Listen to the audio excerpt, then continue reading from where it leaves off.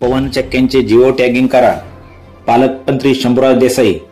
पाटण तालुक्यात 1062 पवन चक्क्यांची नोंद असून उभारण्यात येणाऱ्या प्रत्येक पवन चक्कीची नोंद कटाक्षाने झालीच पाहिजे. याबाबत यंत्रणांनी दक्षता घ्यावी. ग्रामपंचायतीने पवन चक्क्याचे क्रमांक देऊन त्याचे जिओ टॅगिंग करावे असे निर्देश पालकमंत्री शंभूराज देसाई यांनी दिले.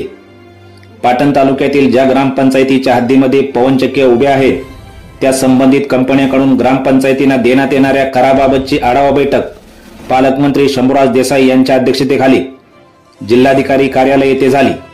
यावेळी जिल्हाधिकारी जितेंद्र डुडी, पोलीस अधीक्षक समीर शेख, जिल्हा परिषदेचे मुख्य कार्यकारी अधिकारी महादेव घुले, अप्पर जिल्हाधिकारी जीवन गालंडे, पाटणचे प्रांताधिकारी सुनील गाडे, महाऊर्जाचे महाव्यवस्थापक श्री शेख, उपमुख्य कार्यकारी अधिकारी ग्रामपंचायत अर्चना वाघमोळे यांची प्रमुख उपस्थिती होती.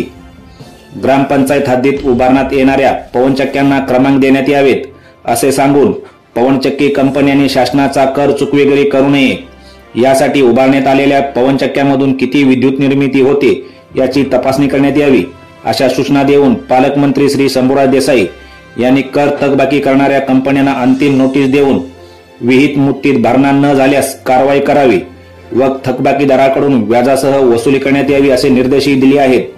साप्ताहिक कुमजाई पर्व न्यूज संपादक प्रदीप माने, पाटण.